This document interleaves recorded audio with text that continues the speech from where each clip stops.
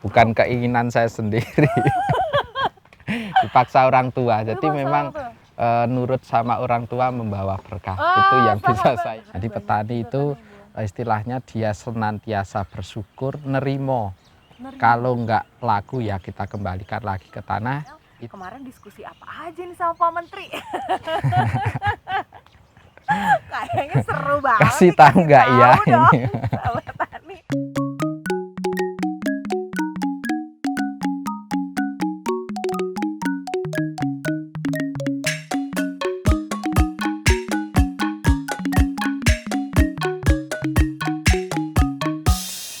Selamat pagi, sahabat tani. Sudah bulan Desember, sudah akhir bulan dan akhir tahun di 2020. Sudah sampai mana nih resolusi dari sahabat tani? Tenang, belum tercapai semua? Take it easy, it's okay sahabat tani. Mungkin resolusi kita di tahun 2021 akan berpindah haluan. Apalagi sekarang nih, kalau ngomongin soal resolusi, nggak hanya berfokus pada diri kita sendiri. Sekarang Febi bakal kenalin sahabat tani sosok inspiratif, yaitu Mas Sofyan Adi Cahyono yang merupakan duta petani milenial dan CEO dari Sayur Organik Merbabu yang sedari awal memiliki niatan tujuan berfokus pada bagaimana meningkatkan perekonomian penyangga tatanan negara atau petani. Langsung kita sambut aja. Halo Mas Sofyan. Halo. Bagaimana kabarnya hari ini Mas? Alhamdulillah prima. Prima, luar biasa sekali. Mas Sofyan ini kan punya niat dan tujuan untuk membantu petani, ya kan? Dan membantu konsumen juga dari segi harga beli. Iya. Yang berasaskan keadilan. Itu yang melatar belakang ceritanya tuh seperti apa sih Mas? Ya kalau yang melatar belakangi karena memang saya kan terlahir dari keluarga petani. Jadi sejak kecil saya sudah merasakan enak tidaknya menjadi petani, tapi ternyata banyak nggak enaknya. Enak Gitu. dan tidaknya sebagai petani. Iya. Enaknya apa? Enaknya kita bisa istilahnya kan enjoy gitu, lihat pemandangan seperti ini, hamparan damai seperti ini kan gitu ya. damai gitu. Nggak enaknya ya kalau pas harga sayuran itu turun atau harganya rendah, jadi tidak sesuai dengan kebutuhan kami gitu. Iya, ya. Biaya operasionalnya Iya. tuh nggak nutup. nggak break even point ibaratnya gitu ya. Makanya Mas punya tujuan untuk itu gitu. Iya, ya. makanya kami punya tujuan untuk memberikan keadilan bagi petani dari segi harga belinya, kemudian keadilan bagi konsumen untuk bisa terjangkau atau menjangkau produk kami. Karena itu juga organik kan identik dengan yang mahal, itu sebenarnya tidak seperti itu. Sebenarnya seperti apa Mas? Sebenarnya kan dari segi budidaya itu kita bisa efisien.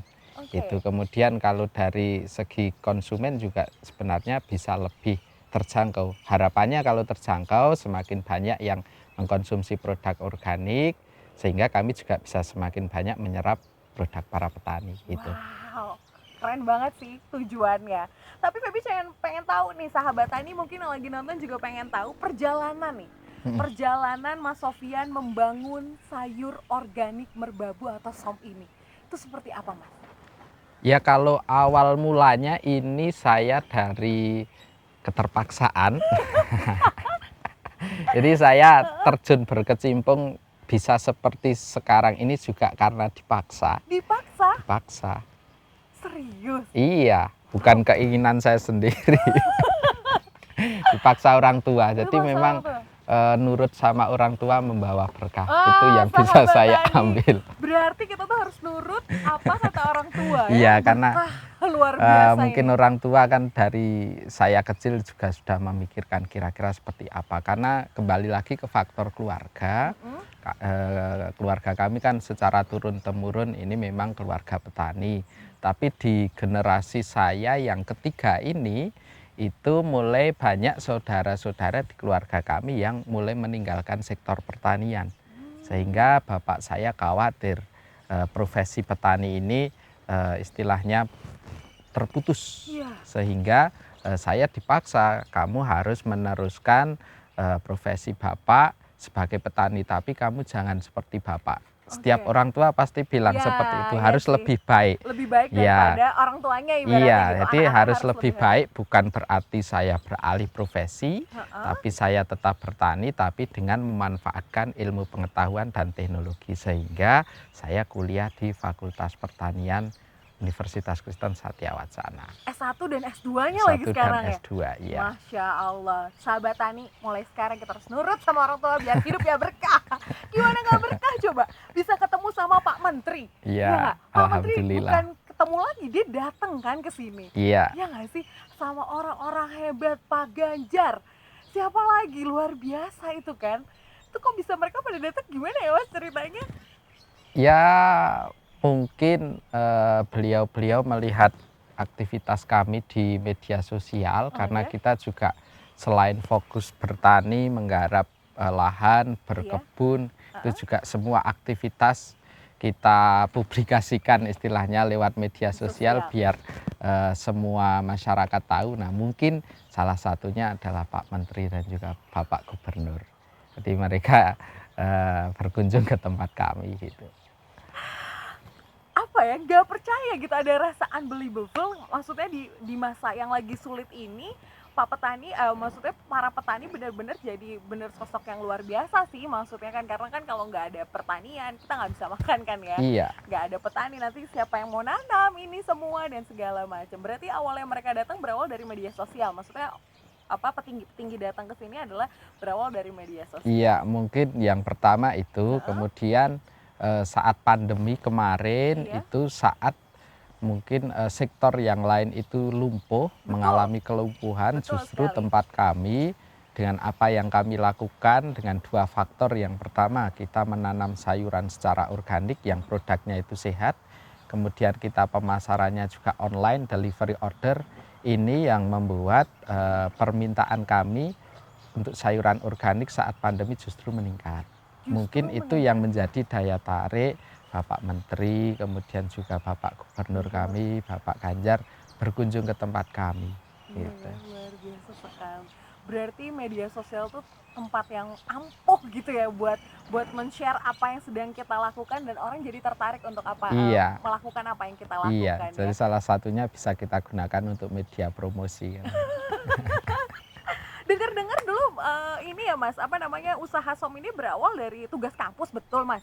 Benar, Benar, iya. tugas kampus bisa lahan sebesar ini 10 hektar ya kalau nggak salah. Iya, saat ini 10 Berawal hektar dari bareng tugas teman-teman. kampus. Heeh. Itu gimana Mas? Kok Ya, bisa sih? Biasanya kan tugas kampus selesai, ya kan saya sahabat tani kan, jujur aja nih, selesai tugasnya selesai, ya udah gitu, waalaikumsalam warahmatullahi wabarakatuh gitu Iya. maksudnya. Itu gimana Mas? Ya, waktu itu sebenarnya bukan tugas kampus, tapi ada kegiatan Oh, kampus. ada kegiatan kampus. Ada sebuah program kewirausahaan. Iya. Itu juga berawal dari keterpaksaan kembali. Jadi saya kuliah, alhamdulillah dapat beasiswa, Oh, Masya Allah. tapi tidak mencukupi untuk semester-semester berikutnya, kan Oke. terbatas. Iya. Nah, setelah itu saya kepikiran, nah ini bagaimana caranya saya bisa bayar kuliah, bisa istilahnya punya uang jajan untuk kuliah. Iya. Itu terus semester 2 ada namanya program IBK, Iptek Bagi Kewirausahaan, Oke. yang menyelenggarakan di fakultas kami, Fakultas Pertanian dan Bisnis UKSW. Iya. Itu sehingga saya kepikiran, saya punya sayur, gimana kalau ini tak buat istilahnya usaha saya, paling enggak untuk bisa meringankan biaya orang tua supaya saya bisa tetap terus kuliah. Gitu. Awal mula seperti itu. Oh, seperti itu. Kemudian juga karena faktornya kami selama saya sampai tahun 2014 itu juga kami belum bisa memasarkan produk pertanian secara tadi berkeadilan. Iya. Jadi harganya juga tetap ngikut ke tengkulak. Iya. Nah, berarti permasalahannya ada di pemasaran. Saya berpikiran seperti itu. Sehingga saya mencoba membuat proposal bisnis Iya. yang saya beri nama sampai sekarang ini sayur organik merbabu, yang intinya itu saya bisa menjualkan sayuran yang bapak saya atau yang orang tua saya tanam. Itu awal mula seperti itu, terus kemudian diseleksi alhamdulillah juara 1. Juara 1. Wah, Jadi berarti kalau saya misalnya kayak dapat gitu juara satu gitu uang pengajuannya berarti Nah, itu jadi setelah dapat sertifikat sama piagam kan dapat amplopnya nih kan, seneng dong, ini. sesuai dengan rencana anggaran Iya, belanja sesuai kita. dengan rencana anggaran belanjanya Iya, untuk anggaran. modal usaha awal itu Iya. saya buka alhamdulillah sesuai 15 juta, tapi nolnya gelinding satu. Nolnya 1,5 juta berarti. Cuman 10%-nya. Jadi 1,5 juta. Jadi saya sudah mereng-reng kira-kira modalnya buat beli apa, beli apa, beli apa. Iya. Ternyata cuman 10%-nya aja.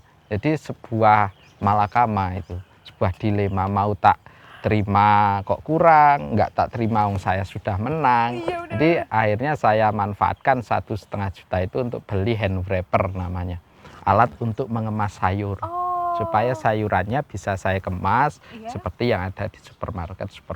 Awal mula seperti itu. Oh, seperti itu. Iya. Rp1.500.000. Iya. Yang sekarang omsetnya berapa nih, Mas? Kayaknya di mana-mana udah sampai ratusan juta omsetnya. Ya nominalnya segitulah, tapi kan bukan saya sendiri Iya dengan kan, teman-teman kan yang teman-teman. lain. Iya. Ya tapi kan menyemangati sahabat tani yang ada di rumah bahwa ketika kita tidak memiliki lahan, ternyata lahan bisa sewa. Ketika Iya. kita tidak punya uang di kantong misalnya cuma ada 1,5 juta misal gitu kan, ternyata bisa loh dipakai untuk usaha gitu loh. Maksudnya ya titik poinnya adalah itu. Yang penting ya usahanya itu, bukan modalnya. Bukan modalnya Iya. ya.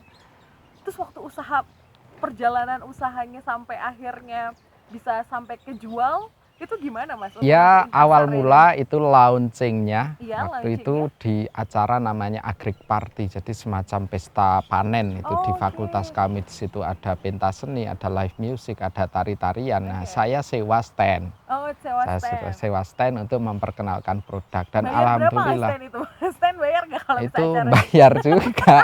Jadi tombok ini aduh tombok. Aduh. Jadi launchingnya waktu itu di kegiatan tersebut yang namanya Agrik Party kan pasti ramai pengunjung. Ya Alhamdulillah, jadi waktu launching pertama langsung ramai. Jadi Alhamdulillah. ramai yang datang, bukan ramai yang beli. Karena nggak mungkin kan mau joget-joget dengerin musik sambil nenteng sayur. Nah, itu saya Kocak. pengalaman itu saya belajar bahwa segmentasi pasar itu penting. Terus Iya. keesokan harinya, waktu itu hari Jumat, esok hari Sabtu, kebetulan tempat kami di Kopeng ini kan daerah wisata. Betul. Jadi ramai sekali lalu lalang kendaraan wisatawan. Saya coba jualan di depan rumah. Depan rumah. Iya, karena sayuran yang malamnya nggak laku, jadi saya sortir lagi, saya kemas lagi, saya jualan di depan rumah. Dan apa yang terjadi ya alhamdulillah rame, karena Sabtu Minggu pasti rame. Sabtu Minggu di daerah Kopeng ini pasti ramai. Iya, karena pasti wisatanya rame. banyak Jadi ya. alhamdulillah waktu itu rame yang lewat aja. Itu Di acara rame yang datang. rame yang Yang datang. party. Iya. Yang dengerin musik. Pas di sini rame yang lewat. Rame yang lewat. Itu juga belajar segmentasi pasar juga. Segmentasi Iya. pasar Ternyata kalau yang di pinggir jalan ya kalau sayuran ditata apa adanya, nggak terlalu bagus nggak apa-apa, yang penting murah. Kalau kita jualan sayur dikemas seperti di supermarket, jualnya di pinggir jalan, ternyata nggak laku. Ternyata nggak laku. Nah itu yang namanya Aneh ya? segmentasi pasar pasar. seperti itu, sehingga kita harus menetapkan segmentasi pasar terhadap produk kita. Wah, itu penting. Itu yang penting. Wah, Itu 1, 2 kali gagal, 3 kali saya coba lagi. Jadi coba lagi. masih tak gosok, ternyata keluarnya coba lagi kan gitu. Hanya coba lagi. Iya, gitu coba kan. lagi. Yang ketiga saya coba delivery order. Delivery order. Iya, jadi waktu itu kan media sosial juga belum sebesar Ya, sekarang. bener. Pada itu tahun berapa sih, Mas, kalau 2014. launchingnya 2014? Jadi Oke. saya pakai brosur, sebar kartu nama di kompleks-kompleks perumahan yang menurut saya ini perumahan menengah ke atas Iya, lah itu. segmentasi pasarnya Segmentasinya Song itu. misalnya. Jadi seperti itu. Ya alhamdulillah 1, 2 mulai ada yang pesen. Jadi saya sebelum masuk kuliah Iya. antar sayur dulu ke perumahan-perumahan. Oke. Jadi kalau masuk di klasifikasi mahasiswa waktu itu saya masuk di klasifikasi mahasiswa kupu-kupu. Mahasiswa kupu-kupu. Mm-mm. Kuliah. Kuliah pulang. Kuliah pulang. Jadi kuliah pulang ke lahan, nanam sayur, nanti malamnya packing sayur, nerima order, paginya ngantar, kuliah lagi, itu aktivitas saya. Wow. Seperti itu. Tapi kan akhirnya dituai sekarang di Ya, umur yang amat alhamdulillah. sangat muda. Feby sangat bangga sebagai orang Indonesia dan sebagai yang bawa konten ini tani juga bangga karena umur di 25 tahun sudah bisa sehebat ini gitu. Siapa yang nggak tahu Som? Ya kan, Feby jujur nih ya sahabat tani, di supermarket udah pernah lihat ya Iya. kan. Udah gitu di warung-warung sayur juga ada gitu kan. Jadi banyak gitu Som tuh. Iya, Berarti kan sudah segmentasinya nggak hanya yang tinggi nih ya kan, yang menengah juga sudah, ke iya, menengah ke bawah juga sekarang sudah bisa berarti ya Mas ya? bisa. Udah bisa karena harganya nggak terlalu mahal gitu lah Iya.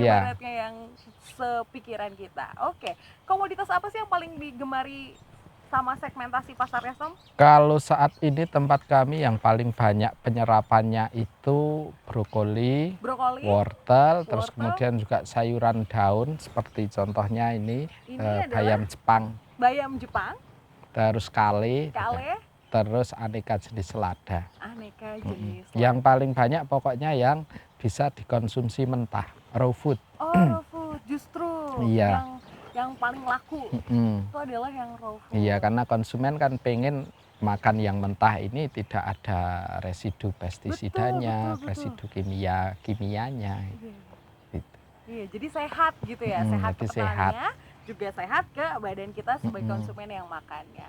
Terus Mas, yang namanya proses perjalanan pemasaran Som kan tidak mudah pasti ya. Mm-mm. Coba lagi Mm-mm. gitu kan. Pernah nggak laku dong pastinya. Pernah. Terus kalau misalnya nggak laku nih, penanganan untuk sayuran organik seperti apa? Karena yang Feby tahu sayuran organik itu rentan panas, ya kan? Mm-mm. Nggak bisa terlalu kena panas, Mm. terus juga nggak tahan lama juga karena memang tidak mengandung pestisida dan segala macam gitu, organik gitu. Mm-mm. Itu gimana Mas cara Ya, penanggulangannya? karena memang produk kita sayuran itu produk yang mudah rusak. Oh, Jadi waktu itu ya kalau nggak laku kita kembalikan lagi ke tanah, kembalikan dibuat lagi ke kompos. tanah. Oh, Iya. jadi buat kompos. Mm-mm.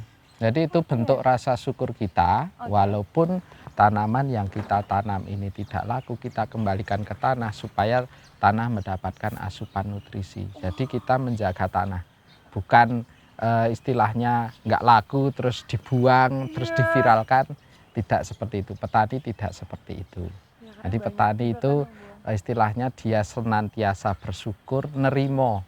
Nerima. Kalau nggak laku ya kita kembalikan lagi ke tanah, hitung-hitung buat tambahan pupuk biar harapannya tanaman selanjutnya itu bisa laku atau bisa memberikan pendapatan yang lebih. Oh iya, amin, Masya Allah. Jadi kalau nggak laku ya kembali lagi ke tanah. Iya. Berawal dari tanah kembali lagi Kembali ke Kayak tanah. manusia ya. Bener-bener ya kita Gitu. jadi ingat ketika kita ke tanah ya apa yang kita bawa di dunia ini tuh apa yang kita bawa. Iya. Oke, kalau udah nggak laku, terus cara packaging nih Mas. Penasaran juga nih Feby. Tadi kan sempat di Som itu ada tempat packaging khusus gitu ya untuk Som itu. Ada nggak sih kayak bahan yang khusus untuk sayuran organik? Kalau sayuran organik nggak ada bahan khusus sih, Nggak ada karena bahan kita khusus? juga nggak boleh menggunakan produk-produk kimia. Oke. Jadi kita hanya mengandalkan air aja, air bersih untuk bersih? membersihkan, iya. Yang penting kalau sayuran itu dia dikirim dalam kondisi kering, itu akan awet. Kalau dikirim dalam kondisi basah, nanti di perjalanan itu ada kenaikan suhu, ada kenaikan kelembaban, itu memacu pertumbuhan bakteri pembusuk atau cendawan pembusuk. Jadi sampai konsumen jadi busuk Oke. karena basah. Tapi kalau kering aman. Oh, kalau kering aman. Iya. Jadi udah mana aja nih? Ciela gaya banget nih. Sama kayak udah di mana-mana. Yogyakarta udah pernah kayak Feby orang Jogja tahu banget gitu kan. Iya. Kalau pengiriman Som tuh kemana aja sih Mas daerah-daerahnya? Kalau kami ya bisa dikatakan seluruh kota besar yang ada di Jawa Tengah, Jawa Tengah. misalkan Wow. Semarang, di Magelang, di Solo, sampai daerah selatan dari Wonosobo sampai Cilacap, terus juga merambah ke daerah istimewa Yogyakarta, ke kota besar di Jawa Timur, misalkan Surabaya, Gresik, Sidoarjo, terus juga Jabodetabek, terus yang paling jauh kita sampai Banjarbaru, Kalimantan Selatan. Pengirimannya hanya maksudnya hanya kering aja gitu biar nyampe ke kota-kota sejauh Iya. itu. Yang penting kan kita istilahnya efisiensi di waktu. Oh, iya. Bagaimana pengiriman itu bisa secepat mungkin. Oh, itu ngirimnya langsung dari somnya ke daerah tersebut Iya. berarti ya? Langsung Wow. gitu. Wah, keren banget sih. Jadi nggak ada trik khusus atau cara khusus gimana caranya biar nyampe sana masih baik-baik aja, ternyata justru kering aja justru Iya, ya, dari kering sama cepet gitu aja. kering sama cepet gitu. Wow. Karena istilahnya kita belum menggunakan cold chain, jadi cold chain Iya, itu yang tempat sistem pendingin ya? pengiriman tapi dingin, rantai pasok dingin, kita Iya. mengandalkan waktu. Jadi pengiriman kami lakukan sore atau pagi. Sore atau pagi, jadi Iya. perjalanannya malam gitu ya? Kan nggak terlalu panas nih di perjalanan, jadi lebih awet. Lebih awet, aman. Wow, ini udah penjuru Pulau Jawa sudah termasuki oleh sayuran organik merbabu. Alhamdulillah. Pernah Alhamdulillah. nggak sih Mas, apa namanya, pada titik dimana orang yang bekerja sama dengan SOM gitu tidak melakukan kewajiban pembayaran dan segala macam, pernah nggak sih ngalamin hal-hal yang Ya pernah, jadi seperti itu? pengalaman saya bertani itu waktu itu juga nanem nggak kepanen. Iya. Ini kepanen tapi nggak kebayar. Iya, itu pernah kejadian. Pernah, nggak gimana? sekali dua kali, beberapa kali. Terus gimana itu Mas? Ya perasaannya pasti sedih ya. Iya. Cuma menanggulangi biar tetap semangat gitu gimana caranya Mas? Ya tanam lagi. Tanam lagi. Tanam lagi. Nanti kita ngoyak-oyak ya tetap nggak keluar itu. Jadi nanam lagi, kita cari pemasaran yang lain lah, Iya, biar gitu ya. nutup gitu aja. Masya Allah. Baik Mas Sofyan. Nah sekarang kita mau beralih menanyakan mengenai selamat buat Mas Sofyan Adi Cahyono sudah sebagai ternobatkan duta petani milenial. Iya. Itu tuh seperti apa sih Mas, tugas, kewajiban, wewenangnya di bidang pertanian itu seperti apa? Ya seperti duta-duta pada umumnya, ya kan. Kita harus mempromosikan apa yang kita lakukan sesuai dengan sektor kita. Salah satunya kita mempromosikan, menunjukkan terutama bagi para kaum milenial, bukan hanya muda aja, kan yang tua tapi berjiwa milenial juga banyak kan.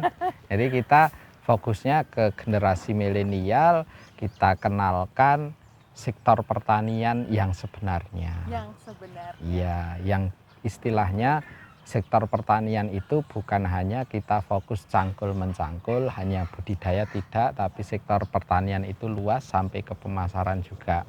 Jadi kita istilahnya kita berikan edukasi, kita sharing apa yang kami lakukan berkaitan dengan on farm dan off farm di sektor pertanian supaya teman-teman juga bisa berhasil di sektor pertanian. Berarti on farm di dalam kebun berarti ya, dan di sampai luar off farm, iya, sampai pemasaran, sampai konsumen, iya, hulu gitu ya? hilir itu sebenarnya semua harus kita rangkul di sektor pertanian. Iya, Karena kalau kita fokus di hulunya, kita budidaya, kita nanam bagus, tapi nggak bisa jual juga repot. Iya. Tapi kalau kita nanam kita punya pemasaran yang bagus, tapi produknya juga kurang bagus, repot lagi. Jadi semua harus imbang.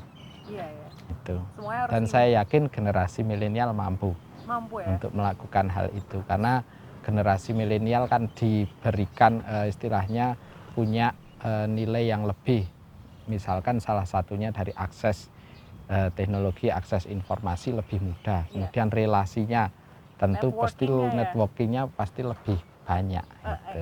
Tapi kita juga nggak boleh meninggalkan para petani yang sebelumnya, karena pengalaman beliau, skill beliau saya yakin juga lebih mumpuni dari kami-kami ini gitu. Makanya nggak heran slogannya Mas Sofyan dan teman-teman dari kelompok tani Citra Muda ini adalah yang muda yang bertani. Iya. Gitu ya. Wow. Harapannya anak-anak muda juga tertarik untuk bertani gitu. Udah dinobatkan sebagai duta petani milenial, kemarin diskusi apa aja nih sama Pak Menteri? Kayaknya seru banget Kasih nih, tahu nggak ya tahu dong, ini? sahabat tani. Kayak wah gitu ya. Kayak kalau aku lihat foto agak pucet-pucet seneng gimana.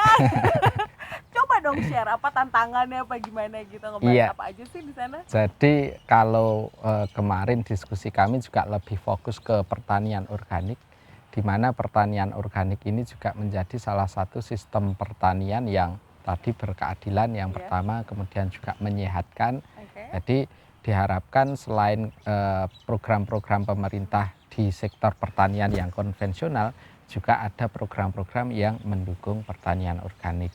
Karena secara data itu ternyata produk-produk yang digemari konsumen dalam negeri dan juga luar negeri yang meningkat, yang sampai bisa ekspor itu juga kebanyakan produk-produk organik. Oh iya. Itu jadi kita punya istilahnya negara Indonesia ini punya sumber daya alam yang luar Iya, biasa. betul. Surga. Surganya pertanian kalau Iya. menurut saya. Itu jadi seharusnya salah satunya itu juga bisa dikelola secara organik, secara sehat. Itu karena pengalaman saya juga waktu belajar di Taiwan, itu teman-teman petani yang lain itu sebenarnya iri terhadap negara kita. Iya, karena di sana kalau mau nanam itu di Korea sama di Jepang itu kalau mau nanam yang normal ya, jadi tidak memanfaatkan teknologi yang canggih itu, cuman bisa nanam waktu musim semi sampai musim panas. Jadi musim gugur sampai musim dingin udah nggak bisa nanam. Kalau Cuma 6 kita, bulan berarti ya? iya kalau kita kan bisa menanam kapanpun dimanapun, Kapanpun, dimanapun, ya iya, kan? tumbuh. Tumbuh, Iya. ya kan? Kita nanam aja bisa langsung tumbuh. Wah, mereka aja sih, masa kita sebagai generasi muda nggak ingin sih ya Iya. terjun ke dunia pertanian. Itu salah satunya yang patut kita syukuri, Patut kita. menjadi petani Indonesia. Iya. Kelompok tani yang punya Mas Sofyan itu dikenal dengan Tani Citra Muda. Itu ngajakin petani-petani muda dan yang berjiwa muda. Iya. Itu ada kesulitan nggak sih Mas awal-awal Mas? Ya, tetap awal mula tetap ada kesulitan, Oke. terutama untuk meyakinkan teman-teman. Iya. Karena juga sudah dari kecil juga mereka merasakan bahwa bertani kan ya gitu-gitu aja gitu. Oh, oke. Jadi awal mula itu saya tadi membentuk pasarnya dulu. Setelah Oke. pasar terbentuk, saya bisa memberikan harga yang bagus. Oke. Kemudian kami buktikan ke lahan sendiri dulu, nanamnya juga bagus, baru teman-teman mulai tertarik. Jadi membuktikan dulu gitu ya. Membuktikan dulu. Apa yang kita Iya, lakukan itu lebih berhasil efektif gitu. daripada kita dari awal belum ada bukti, mengajak itu akan lebih sulit. Jadi kita buktikan dulu baru kita ajak. Kalau yang kita buktikan ini berhasil, pasti teman-teman juga tertarik untuk bergabung. Oke, Mas Sofyan, kasih tahu dong sahabat tani biar seperti Mas Sofyan gitu kan, saran gitu atau suatu motivasi mereka biar kayaknya yuk kita bertani dan yang lagi ngumpul-ngumpul bikin organisasi atau kelompok tani bisa sesukses petani-tani Citra Muda dan sesukses sayur organik Merbabo. Ya kalau saya sendiri yang penting itu tekun. Tekun yang pertama, jadi kita tekuni aktivitas apa yang kita lakukan, jangan berganti-ganti supaya masyarakat luas mengenal apa yang kita lakukan. Salah satunya kalau saya sendiri kan saya fokus bergerak di pertanian organik, itu yang pertama. Terus yang kemudian yang kedua, kita gali dulu sumber daya alam yang potensial di tempat kita masing-masing seperti apa. Oke. Kemudian kita gali permasalahan apa yang muncul dari situ, kemudian kita carikan solusi. Itu yang kami lakukan. Di sini sentranya sayur, tapi sayur harganya rendah, istilahnya naik turun. Jadi satu produknya sayur, masalahnya di pemasaran. Jadi saya harus fokus bagaimana bisa menanam sayur berbeda dengan yang lain, dengan organik. Bagaimana saya bisa memasarkan secara online berbeda dengan pemasaran konvensional. Itu 3 hal. 3 hal. Iya, jadi tekun. Kemudian kita gali potensinya dulu, baru kita gali masalahnya, kita buat usaha atau buat kegiatan untuk memecahkan masalah Masalah tersebut. biar tersolusikan gitu ya. Tersolusikan. Berarti general bisa di mana aja gitu kan, Bisa, pertanyaan kan tidak hanya masalahnya sayur beda-beda aja, gitu. iya, karena sumber daya alamnya beda-beda, kemudian juga permasalahannya juga beda-beda. Seperti Duta Petani Milenial yang lain tidak hanya semua sayur organik, tidak. Oke. Semua berbagai latar belakangan, tapi mereka mampu menyelesaikan hal tersebut dengan cara yang keren. Yang keren. Iya. Oke, alright. Penasaran nih, permasalahan terbesar dari pertanian tuh apa sih menurut Mas? Permasalahan terbesar Sofyan? dari pertanian itu nilai tawar. Nilai tawar Iya. harganya justru. Nilai tawar harga. Jadi petani pada umumnya itu dari segi budidaya dulu. Iya. Mereka beli bibit, Oke. beli pupuk, Oke. beli pestisida, beli saprotan yang lain tidak bisa menawar. Nanti harganya sudah patokan toko ini. Udah pasti harganya segitu gitu ya. Saya nggak bisa minta diskon 30% kayak belanja di mall nggak bisa Nggak kan, bisa. iya.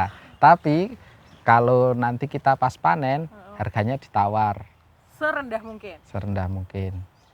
Jadi tidak punya nilai tawar petani itu, terutama di pemasaran. Sehingga kami di sini juga bagaimana bisa menciptakan sistem pasar yang baru, itu tidak ngikutin alur yang sudah berjalan. Oke, berarti mimpi kedepannya nih, mimpi impiannya Mas Sofyan untuk pertanian Indonesia adalah lebih fokus kepada pemasaran berarti. Ya, kembali lagi harus dua-duanya. Harus dua-duanya ya. Iya, kalau kita punya permintaan banyak untuk ekspor, Iya. tapi produknya nggak mendukung, ya nggak berhasil Iya juga. juga sih, Iya. bener-bener. Terus kebijakan apa yang diinginkan atau yang dibutuhkan oleh petani menurut Mas Sofyan? Kalau kebijakan dari pemerintah yang saya harapkan itu subsidi, Subsidi, tapi bukan subsidi untuk produksi, tapi subsidi untuk harga. harga. Iya, di Oke. negara-negara maju sudah menerapkan seperti itu. Jadi pemerintah hadir untuk menyeimbangkan harga. Menyeimbangkan harga tapi bukan menekan harga. Oh, iya, Itu iya. beda. Menyeimbangkan harga. Misalkan sebuah produk Iya, itu harga BEP-nya 20.000. oke. Kemudian kalau mau untung itu berarti harus di harga 25 sampai 30. 30.000. Iya. Tapi ternyata pasar tersebut, konsumen tersebut hanya mampu membeli dengan harga 20. Jadi pemerintah hadir, pemerintah membeli dengan harga 25 dari petani, kemudian dari konsumen membeli tetap 20.000. Itu yang namanya subsidi harga. Dan itu sudah diberlakukan di beberapa negara-negara yang sektor pertaniannya maju. Nah, itu ternyata bisa meningkatkan kesejahteraan petani di sana. Di sana loh, belum di Sana, sini. belum di sini, ayo di sini. Oh, gitu ya. Nah, terakhir nih, Mas Sofyan, Bibi pengen dong kasih apa ya, kayak kan media sosial dipakai hanya untuk ajang, ya kan? Ajang untuk menikmati apa yang sedang kita nikmati. Nah, Vivi pengen tahu nih versi triknya Mas untuk membangun pasar di sektor pertanian dari pemanfaatan media sosial. Itu seperti apa?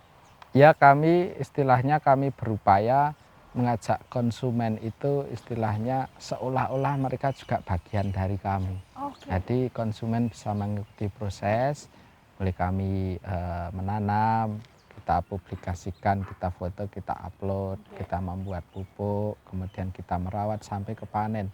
Jadi konsumen merasakan bahwa sayuran yang mereka dapatkan, Iya. nggak konsumen istilahnya seakan-akan juga ikut menanam. Oh, Itu, jadi ikut sertakan gitu ya? Ikut sertakan. Itu yang utama kami membangun sayur organik merbabu di Instagram seperti itu. Tapi caption di Instagram luar biasa loh, maksudnya maksudnya ini sahabat tani ya, kalau bisa penasaran bisa di Instagramnya Som ya, sayur organik merbabu. Jadi kadang quote-quote atau ada satu captionnya itu kayak anak muda banget gitu. Kok bisa seperti itu kepikiran ya Mas ya? Maksudnya kan kalau mengikut sertakan kan jadi kayak ngajak seperti temen juga berarti kan. Itu ada nggak sih tipsnya biar kita sebagai pemanfaatan media sosial bisa seperti Mas Sofyan gitu? Ya apa ya?